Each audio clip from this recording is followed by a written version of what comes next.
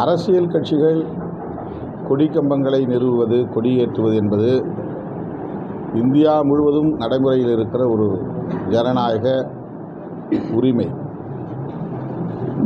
யாரோ ஒரு நபர் போட்ட வழக்கில் நீதிமன்றம் அளித்த தீர்ப்பை வைத்துக்கொண்டு ஜனநாயக உரிமைகளை நசுக்குவது எந்த வகையிலும் ஏற்புடையதல்ல. அதை எதிர்த்து நாங்கள் மேல்முறையீடு செய்திருக்கிறோம். அந்த வழக்கு விசாரணையில் இருக்கிறது. இதை பயன்படுத்தி கொண்டு சில அதிகாரிகள்,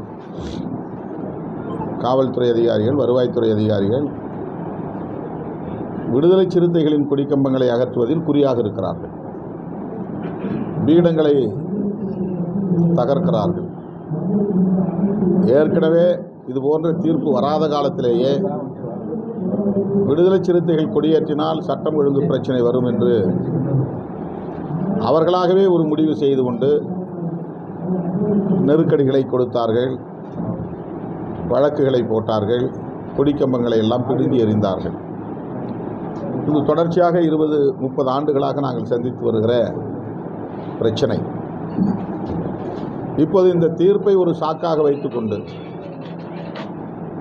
சாதிய நஞ்சு படைத்த, சாதிய உள்ளம் படைத்த சில அதிகாரிகள் வேக வேகமாக இந்த நடவடிக்கைகளில் ஈடுபடுகிறார்கள். அப்படித்தான் சிதம்பரம் பகுதியில் இருக்கிற ஒருவர் அத்தகைய ஒரு நபராக தென்படுகிறார். அவ்வளவு ஆர்வம் காட்டுகிறார். அந்த அடிப்படையில் தான் அம்பேத்கர் சிலையையும் சேதப்படுத்தக்கூடிய ஒரு நிலை ஏற்பட்டிருக்கிறது. அனைத்து கட்சி கொடிக்கம்பங்களையும் அவ்வாறு அப்புறப்படுத்தும் நடவடிக்கைகளில் அவர்கள் ஈடுபடவில்லை. இது ஒரு சார்பான நடவடிக்கை, சாதி அடிப்படையில் மேற்கொள்ளப்படுகிற நடவடிக்கை. தீர்ப்பை காரணமாக வைத்துக்கொண்டு செய்கிறார்கள். இதை மிக வன்மையாக கண்டிக்கிறேன்.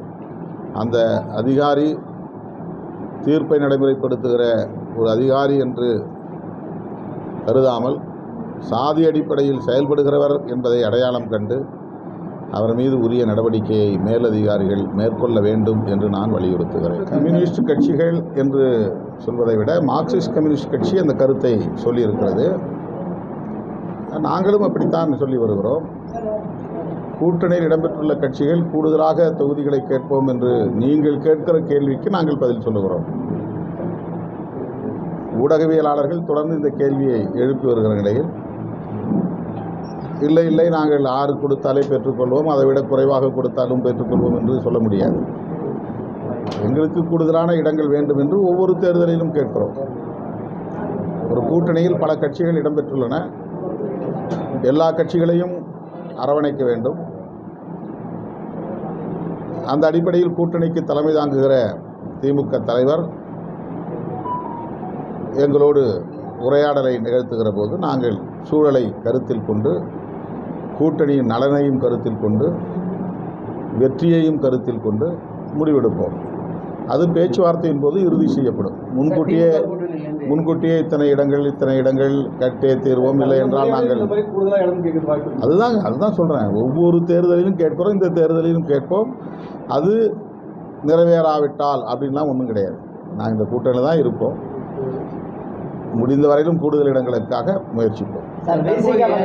திமுக கூட்டணியில் இருக்க ஒரு கட்சி என்டிஏ கூட பேச்சுவார்த்தை நடக்குதுன்னு சொல்லி இப்போ தற்போது எல்முருகனும் நயனா நாகேந்திரனும் பேட்டி கொடுத்துருக்கு. அது திமுக கூட்டணிக்குள்ளே அவங்க சலசலப்பை ஏற்படுத்த முயற்சிக்கிறாங்களாம். அது அவங்களுடைய டிப்ளமேட்டிக் அரசியல் என்று அவங்க அப்படி காட்டிக்கொள்கிறார்கள். அதுக்கெல்லாம் வாய்ப்பே கிடையாது.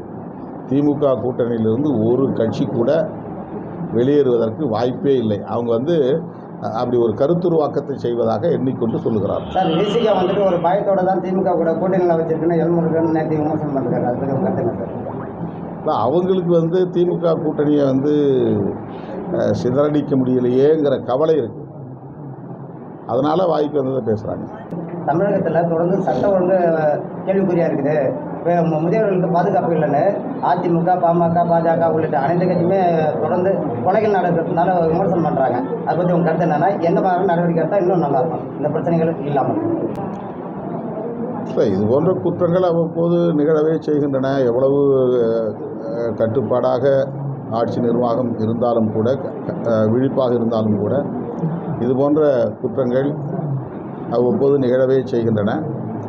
மேலும் அரசு கூடுதல் கவனம் செலுத்தி, சிறப்பு கவனம் செலுத்தி முதியவர்கள், பெண்கள், தலித்துகள், பழங்குடியினர் ஆகியோரின் பாதுகாப்பை உறுதிப்படுத்த வேண்டும். அதற்கு சிறப்பு கவனம் செலுத்த வேண்டும். நான் அடிக்கடி ஒரு கோரிக்கையை வைப்பேன். சாதி அடிப்படையிலும் மத அடிப்படையிலும் வன்முறைகள் பெருகாமல் இருப்பதற்கு, அத்தகைய சக்திகளை கண்காணிப்பதற்கென்று தனி உளவுத்துறை தேவை என்ற கோரிக்கையை வைத்து வருகிறேன். இப்போதும் அந்த கோரிக்கையை வலியுறுத்துகிறேன்.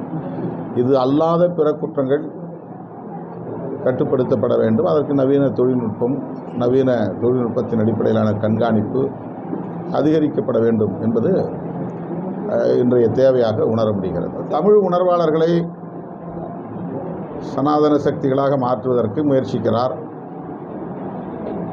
அதுபோல முருக பக்தர்களை எல்லாம்